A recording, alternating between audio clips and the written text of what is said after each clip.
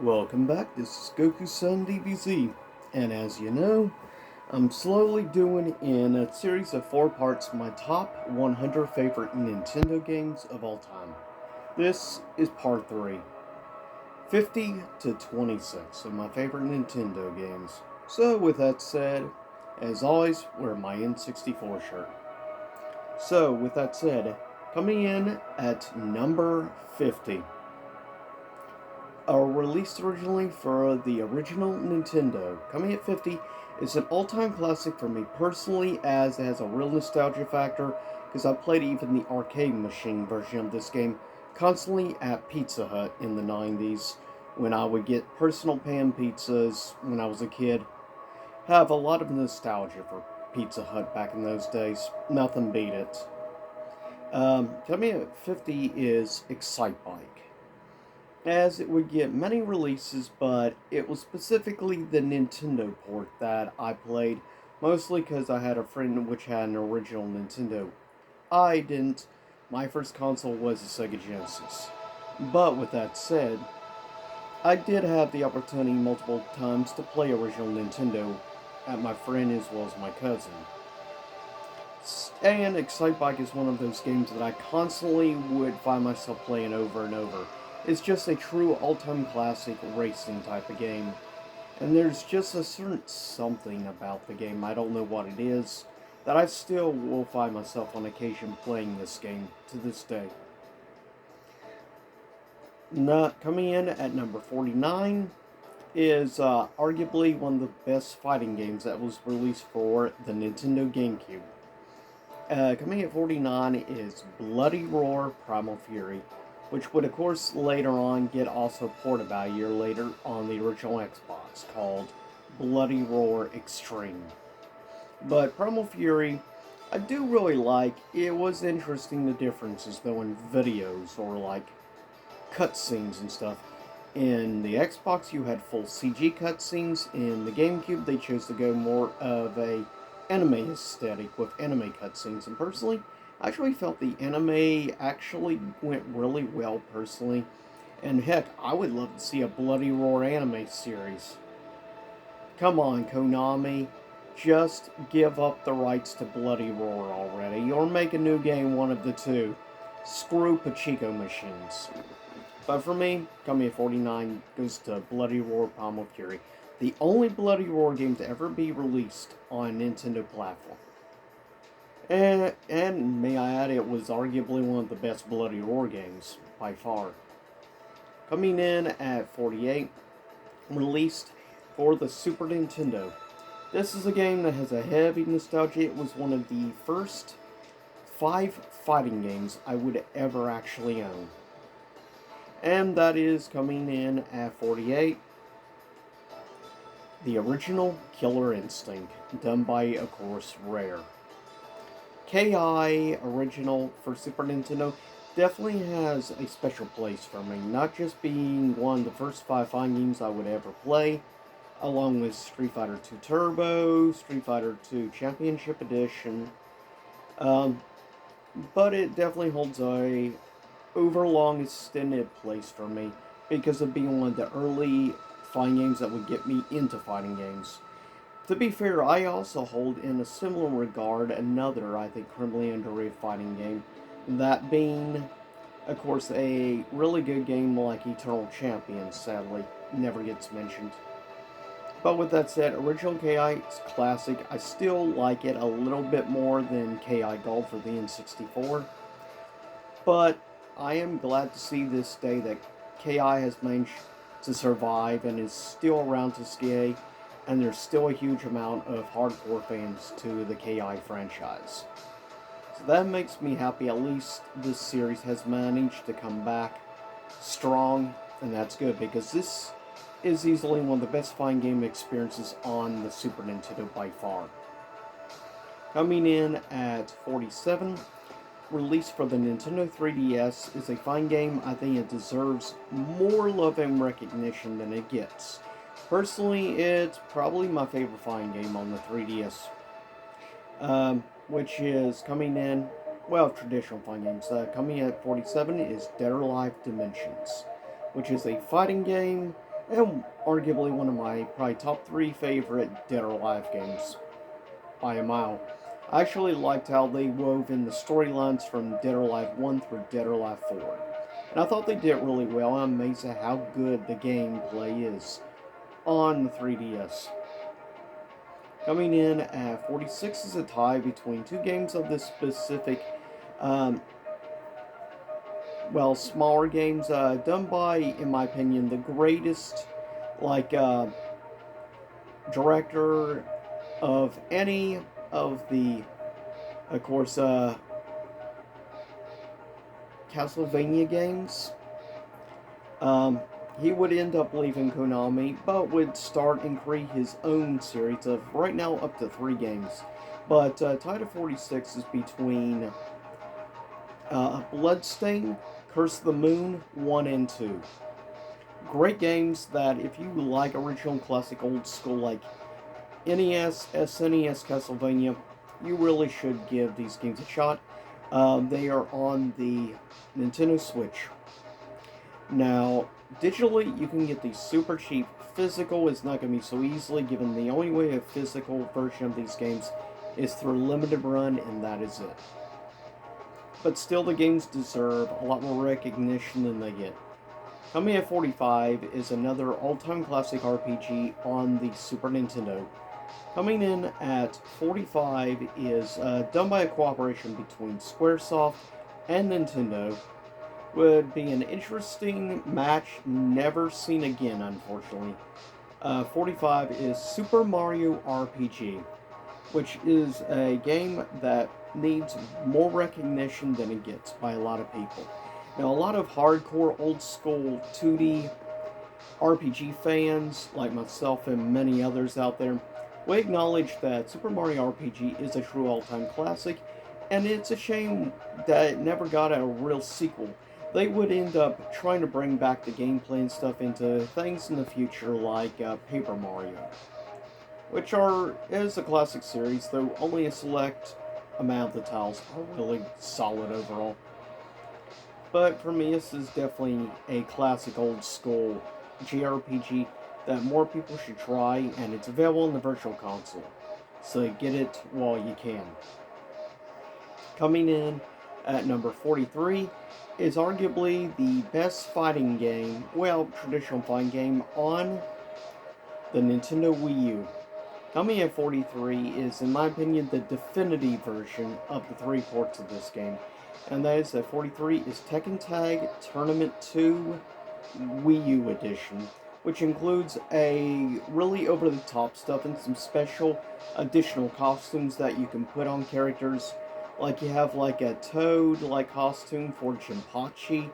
You have a Link costume for Kazuya. It's just hilarious. But I love it for that. The ridiculous over-the-topness of things. And for me, this is arguably, I think, the most fun version of Tag 2, personally. Coming in at number 42, released on the Nintendo 64, is arguably, remains to this day in my top 5 favorite Pokemon games of all time, by far. Coming in at 42 is Pokemon Stadium, which is a game that really does hold a heavy nostalgia for me personally, as it is a game I have had for many, many years on my N64. It was one of the original reasons I even got N64 in the first place, was to play Pokemon Stadium.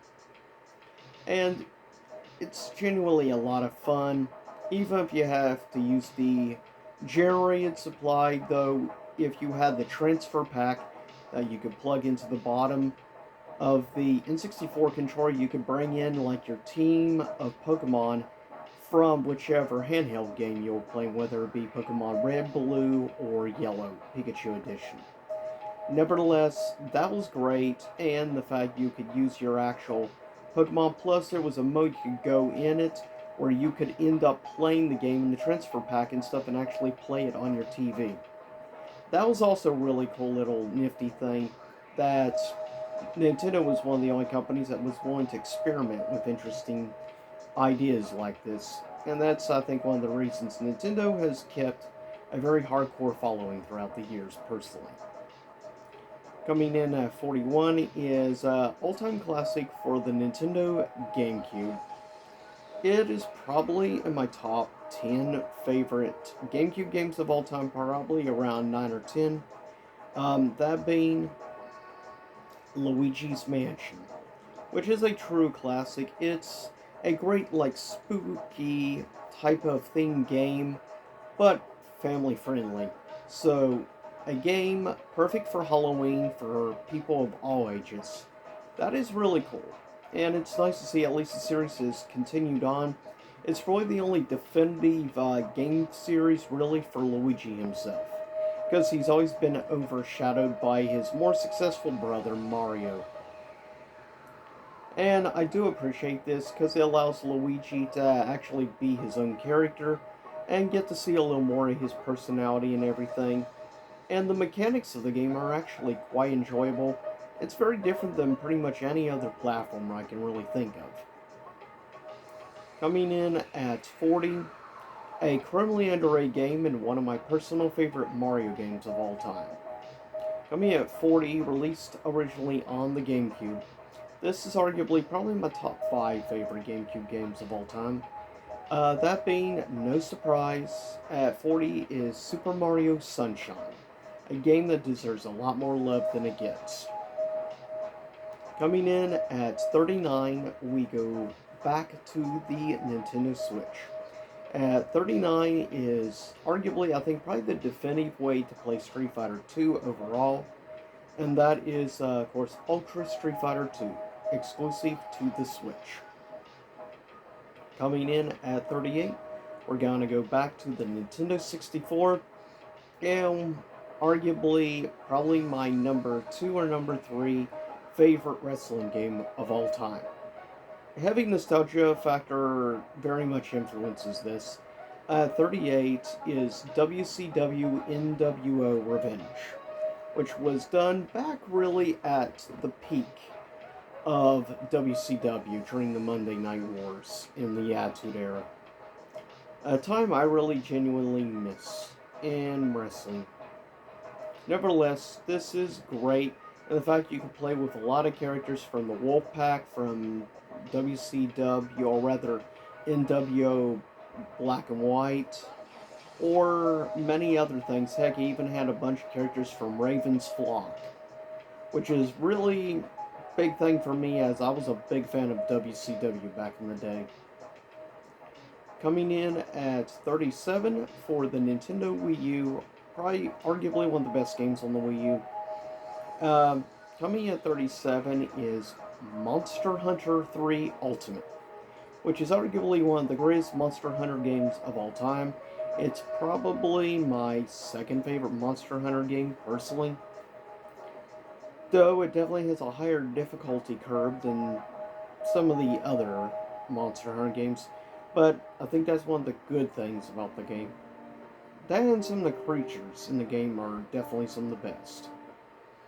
Coming in at 36, released for the Wii U, we're going to arguably, I think, one of the few games that really uses the touchpad controls and stuff to its actual potential. Only a small handful of games would actually do that. Coming in at 36 is Super Mario Maker for the Wii U. A game that is arguably great because of the fact you can use your imagination, and that is very key important to me personally. Imagination is definitely something that you need video games to help bring out. Less first-person shooters and more stuff like this, or Minecraft and many other things that require you to actually use your brain, which I appreciate. Coming in at 35 is a tie, or rather not a tie, but a true all-time classic JRPG, originally released on the Super Nintendo, though it was incorrectly numbered back in the day. For me at 35 is Final Fantasy II on the Super Nintendo, or better known as Final Fantasy IV. Arguably one of the greatest, one of the greatest JRPGs of all time, one of the greatest also Final Fantasy games of all time. in my top 10 favorite Final Fantasy games ever. Very simple, but I love the game, and I think honestly more people should play Final Fantasy 4 personally. But if you ever got a chance, had a Super Nintendo, you have the chance to get Final Fantasy 2/4, pick it up. It's a great experience in my opinion. Coming in next at 34, we're going to the Switch again. And 34 is a recent remake that was released just about 2 years ago. Thank you to Sega or people involved with it remaking the game. Coming in 34 is Panzer Dragoon Remake. Of course, remade of the all-time classic from the Sega Saturn, which still remains one of my favorite Saturn games of all time personally.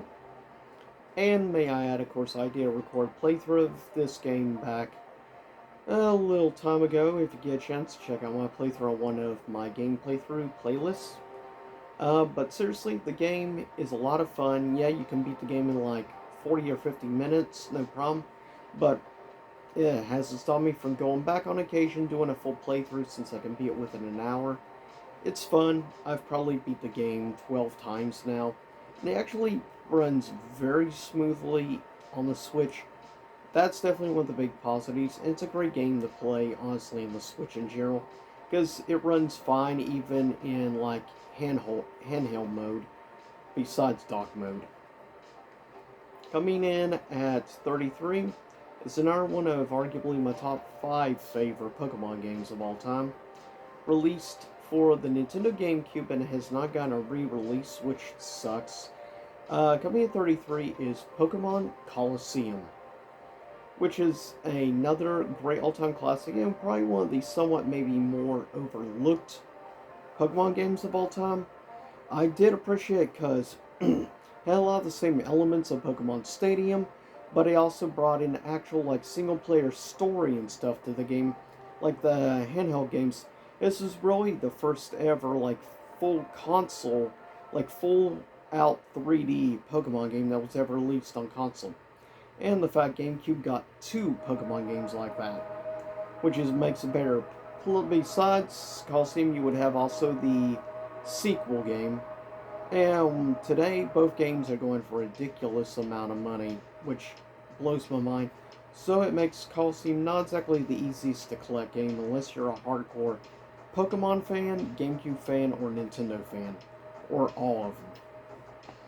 But still, it's a great experience in my opinion. The difficulty spike in parts of the game definitely make it much higher difficulty than many other Pokemon games out there.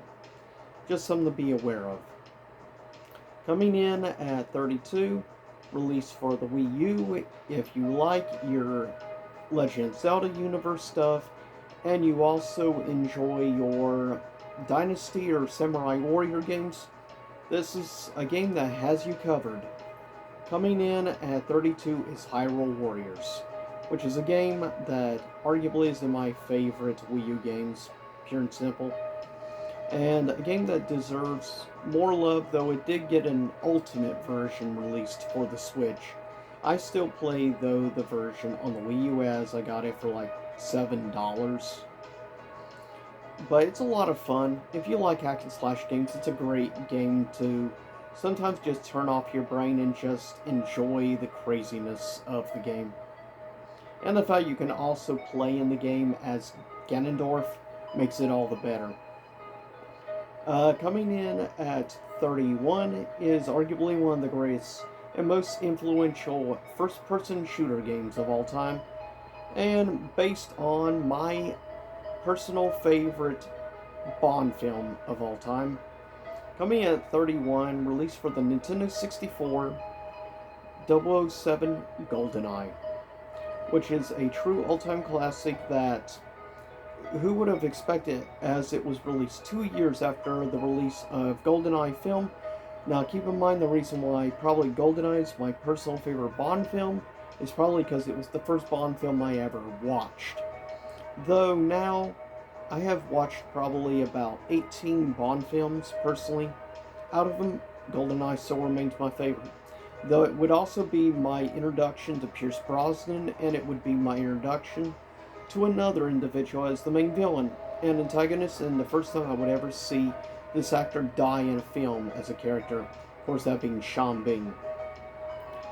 Coming in next at 30, released for the N64, arguably probably my favorite wrestling game of all time. And that is WWF No Mercy, as it allows you to play with many wrestlers that are not around today.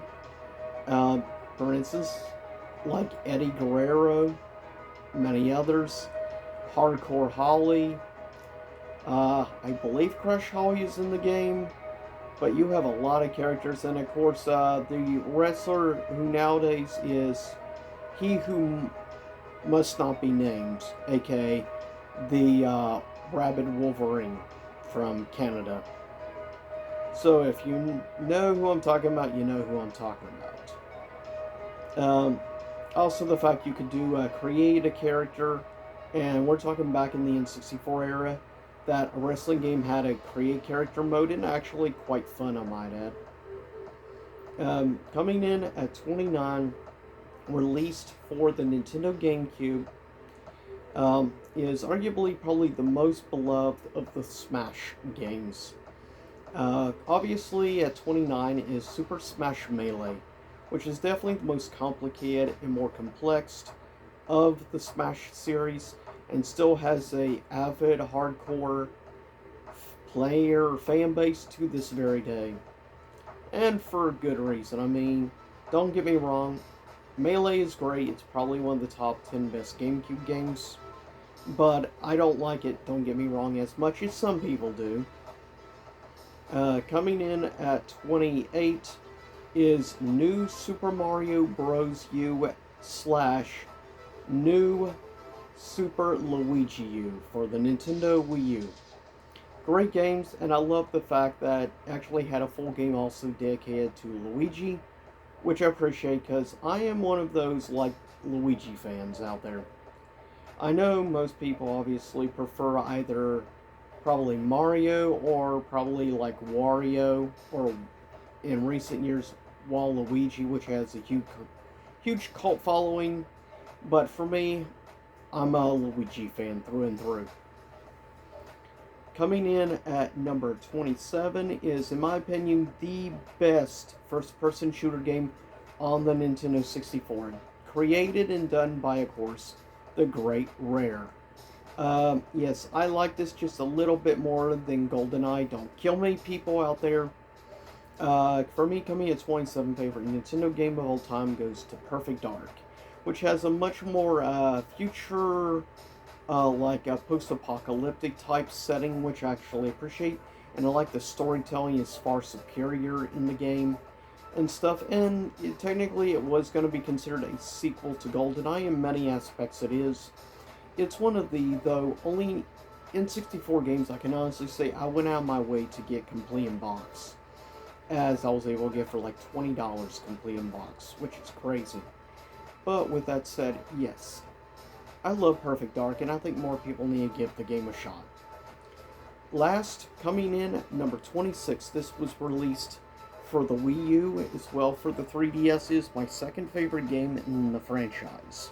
Coming at 26 is Smash 4. Comes in at 26, yes.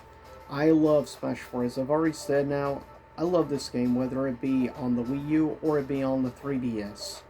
Either way, it's a superb game, and I think yes, I like it just a little bit more than Melee. Though, it's my second favorite Smash game of all time. So you can probably figure out my favorite, which you will hear and find out next time in part 1. Or rather, part 4, 25 to number 1. So with that said, I'll see y'all next time. Same YouTube time, same YouTube channel. Stay safe out there.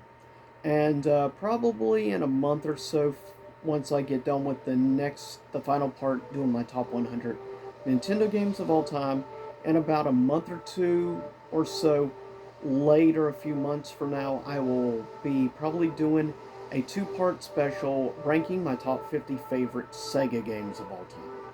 So stay tuned for that, and I'll see y'all next time. Same YouTube channel, and leave a comment below. Tell me what are some of your personal favorite Nintendo games of all time. What is also your favorite Nintendo console of all time? But I'll see y'all again soon enough, and hopefully you enjoyed the retro wave music in the background. See you soon.